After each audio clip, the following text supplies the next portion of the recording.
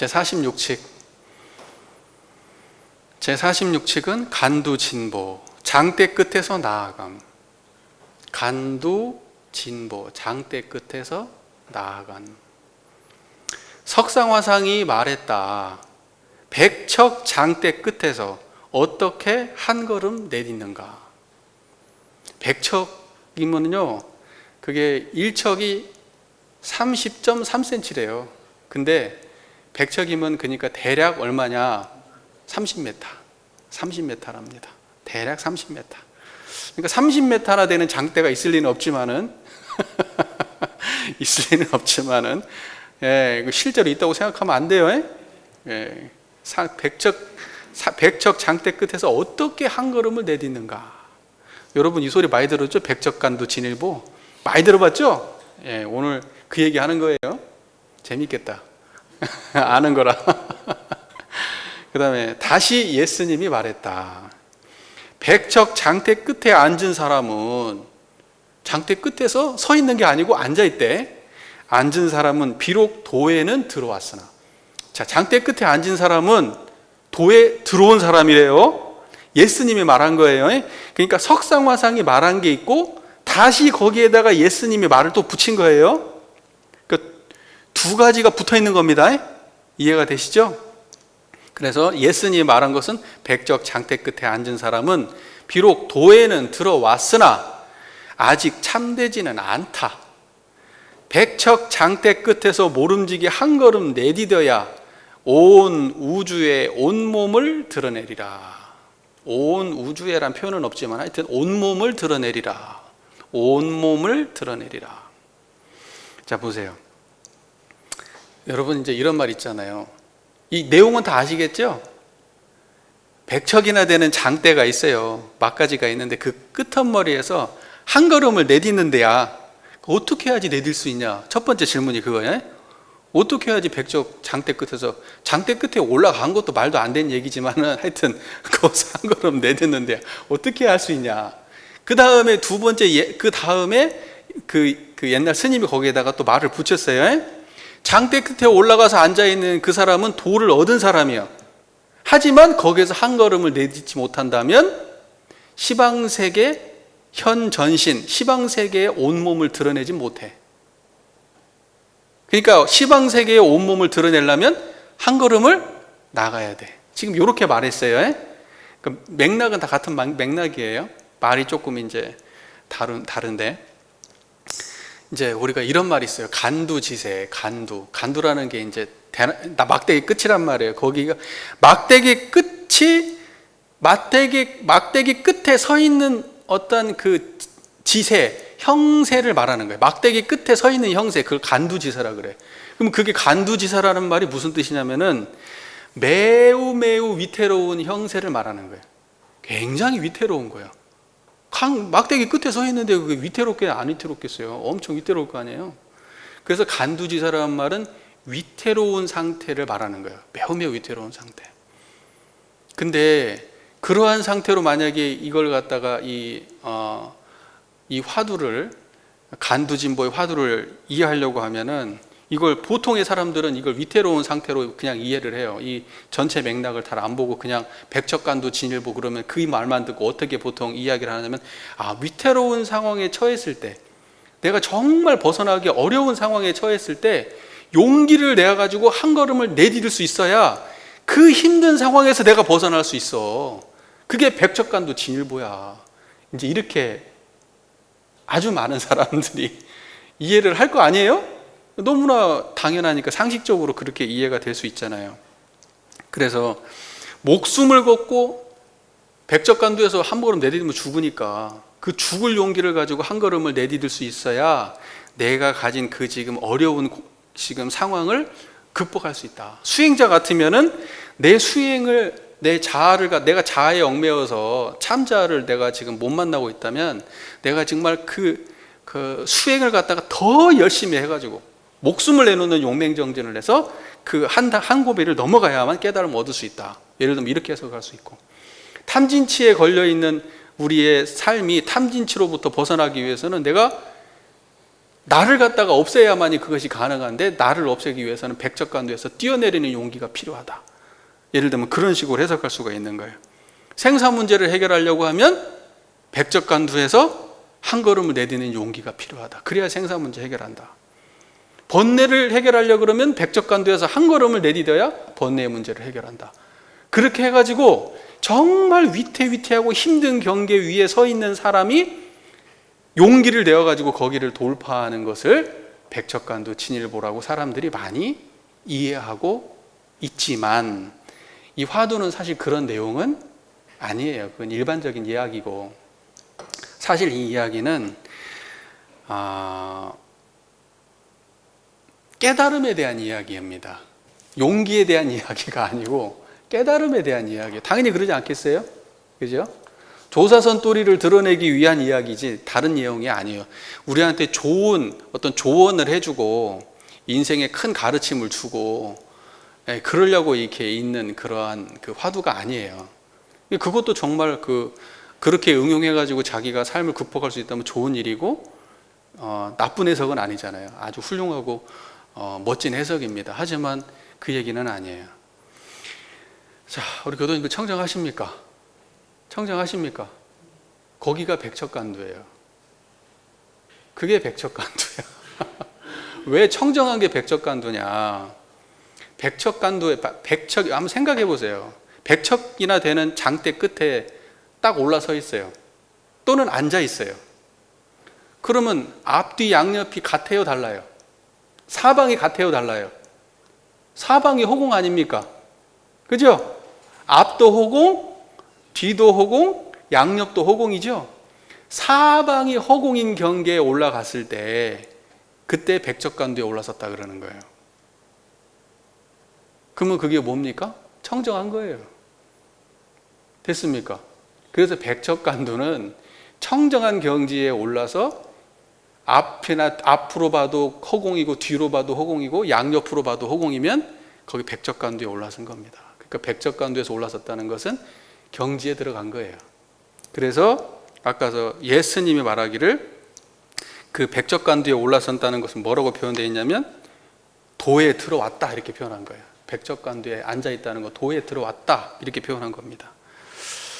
자, 그래서 오갈 데가 없어요. 백척간두에 올라섰으면 앞뒤 양옆이 다 허공이라 오갈 데가 없어. 어디를 가도 허공이야.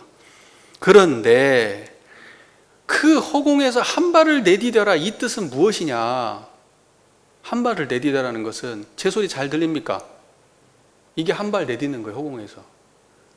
그러니까 이걸 경지로 이해해야 돼요. 사건으로 그 머릿속에 꾸며지는 이야기로 이해하면 안 되는 거예요. 여러분 지금 앞뒤 양옆이 다 허공인 자리에 들어와 계십니까? 청정하십니까? 근데 이 소리가 들리잖아요. 이게 한 발 내딛은 거라고요. 여기에서 한 발 더 나가야 돼. 그러니까 청정한 자리를 떠나지 않고 말해야 돼. 청정한 자리를 떠나지 않고 들어야 돼.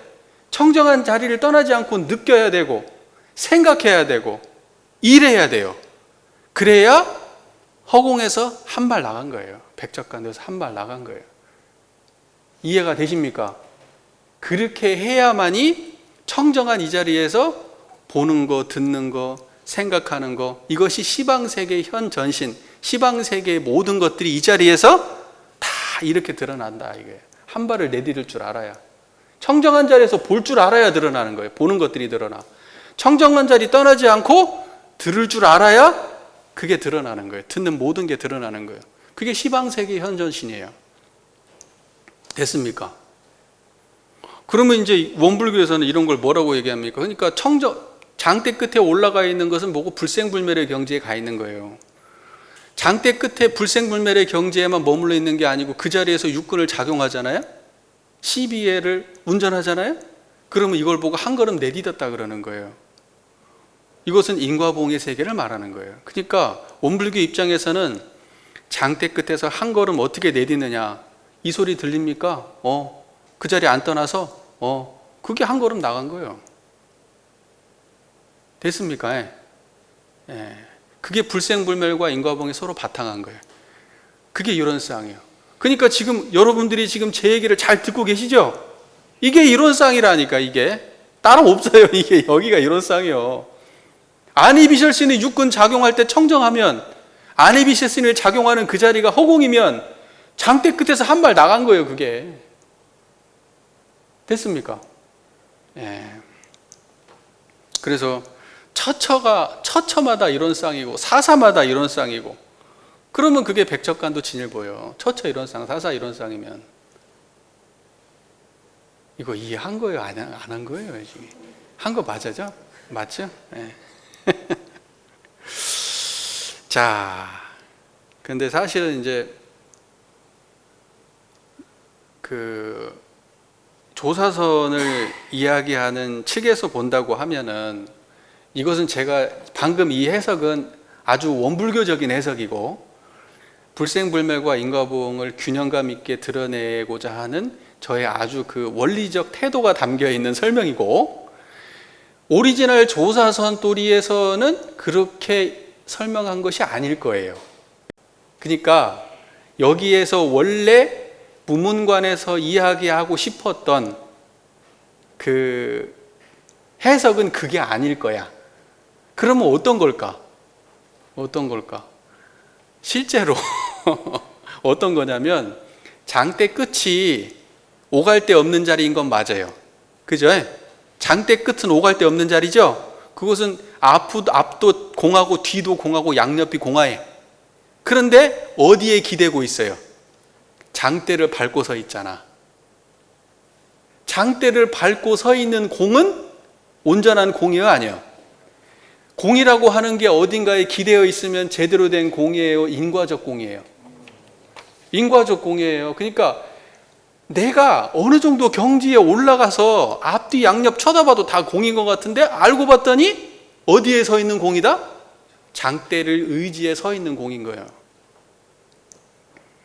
그래서 네가 지금 깨달은 경지에서 한 걸음을 내디뎌서 장대를 의지하지 않는 자리를 만나야, 그래야 진짜 깨달음이야 라고 이야기하고 싶은 거예요. 원래 조사선의 이야기 입장에서는 그럴 것 같아요? 안 그럴 것 같아요? 네, 거기에는 인과적 얘기를 잘 안 하거든요. 철저하게 불생불멸 입장에서 얘기하니까 제가 또 이것은 이렇게 설명을 해보는 겁니다. 그래서 그러면 발로 딱 뛰고 나면 사람들은 또 이걸 이렇게 얘기할 거예요. 아니, 발 딱 뛰어서 탁 떨어지면 땅바닥 디딜 거 아니에요. 땅바닥 디디면 어떻게 돼요? 그럼 거기도 땅바닥인데. 여러분, 예? 공중에 서 있으면 뭐 묘기요? 자, 보세요. 여러분, 그래서 이런 말이 있어요. 여러분, 발을 지금 딛고 어디를 딛고 서 있어요? 땅바닥 딛고 서 있습니까? 허공을 딛고 서 있습니까? 이 말을 이해해야 이제 이게 이해돼요. 땅바닥 딛고 서 있어요? 허공 딛고 서 있어요? 땅바닥 딛고 서 있어요? 그러면 안 돼. 허공을 딛고 계셔야 돼. 여러분 머릿속에 허공 이고 있어요? 예? 허공을 이고 계셔야 돼. 하늘을 이고 계시면 안 돼. 여러분, 요렇게 하면은 지금 내가 손을 움직여도 지금 다 허공이어야 되고, 안 보이는 곳에도 허공이 있어야 되고, 밟고 올라선 곳에도 허공이어야 돼. 눈 감아도 허공이어야 되고, 꿈속에서도 허공이어야 돼. 그 허공 아니면 안 돼. 다른 허공은 아니요. 그래서 여러분께서 이렇게 어디를 가도 항상 허공 위를 걸어 다니셔야 되지, 땅바닥 딛고 다니시면 안 돼요.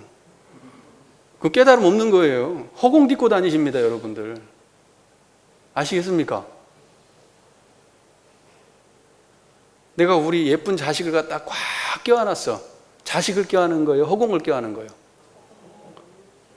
그 말은 이해가 됐네. 그 말은 이해가 됐어. 맛있는 음식을 내가 맛있게 먹었어요. 음식을 먹은 거예요? 허공을 먹은 거예요? 그거여야 돼. 그 허공이어야 된다니까. 이게 이해가 돼야 돼. 이게 이해가 안 되니까 이런 간두진보라는 화두가 나온 거야. 사방이 다 터져 있는 허공에 막대기 끝에 딱 앉아가지고 편안하게 있어. 근데 그거 갖고 안 된다, 이놈아. 작대기에서 내려와야 돼. 그 작대기에서 한 발짝 내딛어 버려야 돼. 그래야 진짜를 만나. 너 아직 그렇게 하면은 안 돼. 근데 보세요. 무엇인가의 작대기 끝에 의지하고 있는 허공이라는 것은 어떤 거냐면, 자 보세요. 시끄러울 때는 없어졌다가 고요할 때는 만나는 허공이면은 이게 의지하는 허공이야. 이해가 되시죠? 그 말이 시끄러울 때도 그 자리고 고요할 때도 그 자리여야 그게 진짜 허공이야. 어두울 때는 안 보였다가 밝을 때는 보이는 허공이면 그건 의지하는 허공이야. 어두울 때도 밝을 때도 항상 허공이어야 진짜야. 눈 뜰 때는 보였다가 눈 감으면 안 보이는 허공은 의지하는 허공이야. 눈 떠도 그 자리고 눈 감아도 그 자리여야 돼. 뭔 말인지 아시겠죠? 번뇌가 있을 때는 안 보였다가 번뇌가 있을 때는 비었는가 보다 이제 이러면 그거 의지하는 허공이야. 번뇌가 있을 때도 허공이고 번뇌가 없어도 허공이어야 돼. 그게 진짜 허공이에요. 뭔 말인지 아시겠죠? 그러니까 의지하는 허공은 뭐예요? 장대 끝에 올라서 있는 허공이에요. 장대 끝에서 한 발짝 딱 내딛어 가지고 발밑이 허공이어야 의지한 지 없는 허공이에요. 그렇게 허공을 만나야 시방세계가 있는 대로 드러나. 됐습니까? 참 설명 친절하지 이 정도면? 그죠? 네. 그래서 제가 두 가지로 설명드렸어요. 이게 장대 끝이 정말 완벽하게 허공이라는 관점에서 한 발짝을 내딛으면 그것은 우리가 인과보응의 세계와 더불어 청정한 자리뿐만이 아니고 그 자리와 더불어 육군을 운용할 수 있을 때까지 나아가야 그것이 진짜로 제대로 된 허공이다. 공을 만난 것이다. 그것이 백척간두 진일보의 소식이다. 또 하나는 장대 끝에 올라가 있는 허공은 경지에 도달하긴 했지만 부족한 거다. 그것은 의지하는 허공이라 온전하지 않다. 장대 끝을 한 발짝 벗어나서 발밑이 허공이어야 진짜를 만난다. 이 두 가지로 제가 설명을 드렸어요. 앞에적인 건 제가 약간 원불교적으로 이해를 해본 겁니다. 원래 무문관에서 이해하는 방식으로 하자면 바로 뒷설명이 맞을 거다. 제가 이렇게까지 말씀을 드렸어요. 됐죠? 네. 자, 무문의 말. 한 걸음 내디디어 몸을 뒤집을 수 있다면, 그 몸을 뒤집는다고 되어 있는데 이게 이제 번인데, 뒤집을 번인데 날다 할 때 번자로 쓰는 것도 맞지 않을까 생각해요. 이게 뒤집는다는 게 사람이 이렇게 서 있잖아요. 이렇게 서 있는 거예요. 여기 뒤집은 거예요. 그죠? 물구나무 쓴 거예요. 뒤집은 거예요. 근데 이제 난다라고 하는 것은 뭐예요? 이 상태에서 둥둥 떠 있는 거예요. 그러니까 한 걸음을 내디뎌 몸을 뒤집을 수 있다면 한 걸음을 내져가고 몸을 뒤집는다는 건 뭐예요? 발밑이나 머리끝이나 다 허공이라 이 말이에요. 발밑도 허공이고 머리끝도 허공일 수 있다면, 또는 둥둥 떠다닐 수 있다는 건 뭐예요? 난다는 거예요. 날 번자로 해석을 한다면 둥둥 떠 있는 거예요. 둥둥 떠 있으면 뭡니까? 발밑도 허공이 같은 말이에요. 그러니까 한 걸음 내디뎌 몸을 뒤집을 수 있다면 다시 어느 곳을 꺼려해서 스스로 최고라고 자부하지 못하겠는가. 그러니까 다시 말해서 장대 끝에서 한 걸음을 딱 내밀어 가지고 머리끝이나 발끝이나 둘 다 허공이면, 허공에 둥둥 떠다닐 수 있다면, 그러면 어디를 봐도 청정하잖아요. 그러니까 그 말이 어느 곳을 꺼려서 스스로 최고라고 자부하지 못하겠냐. 그러니까 발밑 장대 끝에서 탁 나가가지고 발밑에 허공까지 딱 올라가면, 진짜 제대로 된 허공에 올라서면 최고의 자리에 올라간 거다. 지금 그 말이에요. 됐습니까? 비록 그렇지만 말해보라. 백적 장대 끝에서 어떻게 한 걸음 내딛는가. 비록 그렇지만 한번 말해봐. 이미 내가 답은 다 알려줬어. 근데 한번 너 대답 한번 해봐. 확인 한번 해보려니까. 백적 장대 끝에서 어떻게 해야 한 걸음을 내딛는가. 청정하십니까? 그렇게 내딛는 거예요. 그러니까 백적 장대 끝에서 어떻게 한 걸음을 내딛는가 이렇게 딱 물었을 때 여러분들께서 어떻게 하실랍니까? 이렇게 내딛을 거야. 내딛었잖아 지금. 오늘 아침밥 먹고 왔습니다. 내딛었잖아. 뭔 말인지 아시겠죠? 육군 작용하는데 청정한 자리에서 작용하면 돼. 그러면 한 발짝 내딛을 거예요. 됐습니까? 그 말 안 해도 돼. 그 말 안 해도 돼요. 아는 사람은 피식 웃고 말아도 돼요. 근데 그 얘기를 듣고 난 다음에 답을 어떻게 하지? 머리를 막 뒹굴려. 그러면 어긋났어. 그러면 안 돼. 청정하면 돼요. 자, 허공에서 어떻게 판발을 내디딜 거냐? 이렇게 해요. 이렇게 해도 돼요. 어떠한 답이 있는 게 아니에요. 지금 그 경지를 아냐고 물어보는 거예요. 하지만 아는 사람은 어떻게 해도 확실히 알고, 모르는 사람은 얼마나 대단한 소리를 해도 모른다 이거예요. 그 대답이 뭐가 중요해? 아냐, 내가 지금 당장 내가 허공에 서 있을 수 있느냐 없냐가 중요하지. 됐습니까? 그러면 이것도 됐네요. 무문의 말도. 그 다음에 무문의 송. 정수리 위에 눈을 감아버려서. 정수리가 어디? 여기죠? 머리 끝이 정수리 아닙니까? 정수리 위에 눈이 있어요 없어요? 정수리에 눈이 어디가 있어? 눈 없지. 정수리에 눈 없어요. 눈은 요거밖에 없잖아요. 근데 정수리의 눈을 보통 이야기할 때 제3의 눈이라는 표현을 써요. 정문 아니라고 여기는 되어 있는데 정수리, 제3의 눈이라는, 제가 학부 때부터 썼던 말이에요. 제3의 눈. 그래서 뭐 후배들 보면 야, 제3의 눈을 떠야 돼. 눈으로 이거 갖고 안 돼. 제3의 눈을 떠야 깨달을 수 있어. 막 제가 이런 말을 했거든요. 그랬더니 어떤 한창 후배가 언젠가 그 얘기를 하더라고. 그때 그 방장님이 저에게 해주셨던 그 얘기 지금도 기억이 난다고. 제3의 눈을 떠라고 그때 얘기했었다고. 이거 하다 보니까 생각이 나더라고요. 제3의 눈이 뭡니까? 청정한 그 자리를 보는 안목이에요. 그게 제3의 눈이에요. 눈 감아도 보이는 자리가 그게 제3의 눈이에요.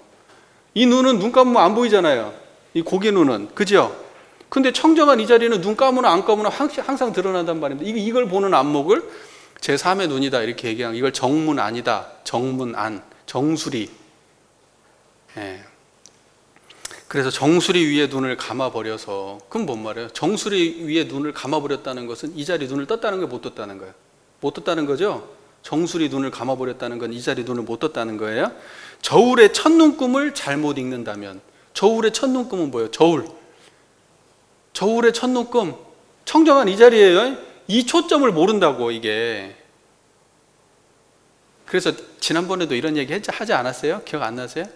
저울에 0점 조정이 돼야 되는 거 아니에요, 그죠? 그 0점 조정이 어디입니까? 청정한 이 자리죠? 그 청정한 이 자리를 모르게 되는 거예요. 뭘? 정수리의 눈을 감아버리면 이 저울의 첫눈금을 못 읽어요. 이 자리를 모른다 이 말이에요. 그 말 이해되시죠? 같은 말이에요. 정수리 위에 눈을 감아버렸다는 건 이 자리를 모른다는 거고, 그 다음에 저울의 첫눈금을 잘못 읽는다. 이 자리를 모르니까, 기준이 없으니까 그러는 거예요. 자, 그 다음에 아낌없이 목숨을 버릴 수 있더라도 한 소경이 뭇 소경을 인도하는 꼴이다. 아낌없이 목숨을 버린다는 건 장대 끝에서 한 발 내디디면 죽을 거 아니에요, 그죠? 장대 끝에서 한 발 내디디면 죽는데, 내가 장대 끝에서 한 발 내딛는 그 용기, 내 목숨마저 버릴 수 있는 그 용기를 가진다고 하더라도, 그 어떤 대단한 노력을 한다고 하더라도 소경 인도하는 꼴이다. 눈먼 봉사가 눈먼 봉사 인도하는 꼴이에요. 그래서 이런 말이 있어요. 대종사께서도 그 법문 말씀에 있잖아요. 가장 시급한 것이 뭐예요? 수천만 경전을 알려주고 1000만 가지 선을 장려하는 것이 급한 일이 아니고 뭐가 시급하다 그랬어요? 불생불멸과 인과보응의 진리를 깨닫고 실천하게 하는 것, 믿고 깨닫고 실천하게 하는 것이 가장 급한 일이다 이렇게 말씀하시잖아요.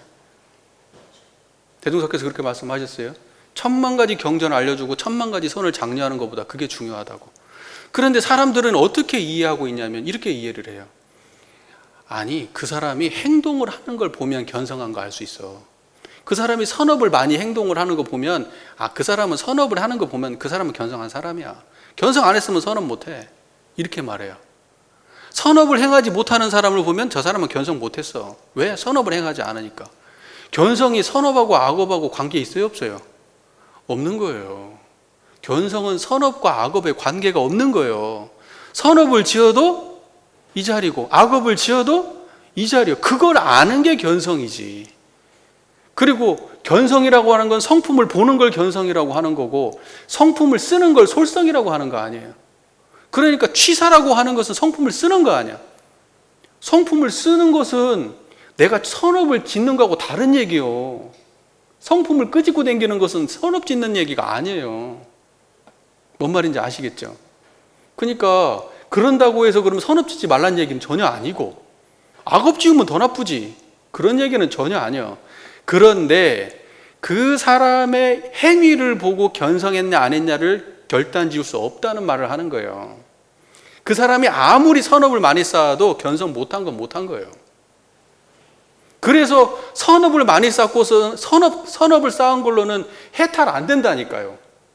선업을 많이 쌓아도 여러분들 생로병사 해탈 못해요. 깨달아야 해탈하지.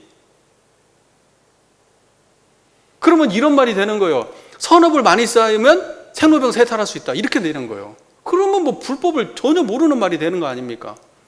육도윤회 해탈하기, 육도윤회 속에서 최고로 좋게 올라가면 어디입니까? 천도 아니에요. 천도는 어떻게 올라가요? 악업 안 짓고 선업 많이 지으면 천도 가요. 천도. 육도윤회 속에서 최고로 높이 올라가 봐야 천도예요. 그러나 깨닫지 못하면 거기서도 못 벗어난다고. 천도 안에서. 그래서 육도에 천도에 있다가 복이 다하면 어디로? 밑으로 떨어진다고 그랬어요. 복 다하면 떨어져. 복이 다 다하면. 왜? 육도윤회 속에 있으니까 천도가. 육도를 벗어나는 것은 어떻게 해야 벗어납니까? 깨달아야 벗어나. 깨달아야. 그런데 선업하고 견성을 갖다가 동등하 그걸 갖다가 그렇게 해석을 하면 어떡하면 행위하고 관련이 있는 것으로 해석하면 안 돼요. 물론 행위를 선업의 행위를 갖다가 부정하는 말, 선업의 행위는 하면 할수록 좋은 거고 악업은 안 하면 안 할수록 좋은 거예요. 그건 더 말할 거 없어. 하지만 선업을 많이 행했다고 해서 견성이라고 얘기하면 안 된다니까. 그런데 우리가 그러한 룰을 굉장히 많이 범해요. 그래서 내가 찾아봤다니까. 대종사님 법문을. 정사조사 법문도 뒤져보고 선업을 많이 하면 그 행위로서 견성을 갖다가 판가름할 수 있는지 찾아봤어. 없어요. 그런 거. 그 사람이 깨달았는가 안 깨달았는가 보면 그 사람의 행위를 보면 알 수 있다는 건 뭐냐면 그 사람이 선업인지 행하냐 악업을 행하냐 그걸 보면 알 수 있다는 게 아니에요. 그 사람이 실제 경계를 당해갖고 마음을 내려놓는가 안 내려놓는가 청정한 자리를 행하는가 안 하는가 행위를 보면 안다. 행위에서도 드러난다는 거예요. 마음의 청정한 마음의 깨달음의 경지를 가지고 생활을 하게 되면 솔성을 하게 되면 성품을 거느리는 그 사람의 그것이 육군을 통해서 드러나는 모습이 보인다는 의미로 하신 말씀이지 선업 악업을 가지고 하는 말은 아니에요. 네? 뭔 말인지 아시겠죠? 그러니까 그런 거에 대해서 오해가 있으면 구분할 자리에서는 구분하셔야 돼. 구분할 자리에서 견성은 그런 게 아니에요. 아시겠죠? 악도 중생도 견성해요. 악도 중생도. 그래서 일체 중생의 본성이라고 한 거예요. 일체 중생은 선도에 있는 중생만 중생이 아니고 지옥에 있는 중생도 중생이에요. 지옥에 있는 중생은 견성 못해요? 지옥에 있는 중생도 견성해요. 그래서 일체 중생의 본성이라고 말한 거라니까. 말 나온 김에 제가 조금 말씀을 드린 거예요. 말 나온 김에. 그래서 목숨을 버릴 수 있을 만큼 내가 그렇게 간절하고 내가 그렇게 적극적이고 열정적이고 선업을 행하고 하더라도 그거는 소경이 이끄는 것밖에 안 돼. 이 자리 모르면은. 정문 안에 눈을 뜨지 않으면은. 이해가 되셨습니까? 예. 안 헷갈리시죠? 우리 교도님들. 그러니까는 견성을 했다는 사람이 선행을 하지 않으면 너는 선행을 왜 똑바로 너는 견성했어 안 했어 이게 아니라 아니 그렇게 행동하면 죄봐도 선업을 행해야지 이렇게 말해줘야지. 견성을 안 했으니까 네가 악업을 행하는 거 아니야 이렇게 말하면 안 돼. 견성해도 악업을 행한다니까. 이해가 되세요 그 말이? 네? 근데 견성한 사람이 선업을 행하면은 꼬리가 없어. 그림자가 안 남아. 그래서 그것이 대종사님 법문에 따지면은 나무에다가 온전한 걸음을 준 거야. 덮어준 거예요. 왜? 뒤에 꼬리가 안 남으니까. 그런데 견성을 하지 못한 사람이 선업을 행하면 그건 위태해. 왜요? 언제든지 떨어지거든요. 그 상이 남아가지고. 그러니까는 그걸로는 알 수 없는 겁니다. 행위로 규정 짓는 게 아니에요, 견성은. 그리고 아무리 나쁜 놈이라고 부족한 행위를 한다 그래도 그 사람이 견성을 하게 돼가지고 공부심 내가지고 하면 잘해요 또. 그럼 또 금방 올라가는 거예요. 악도 중생도 견성할 수 있습니다.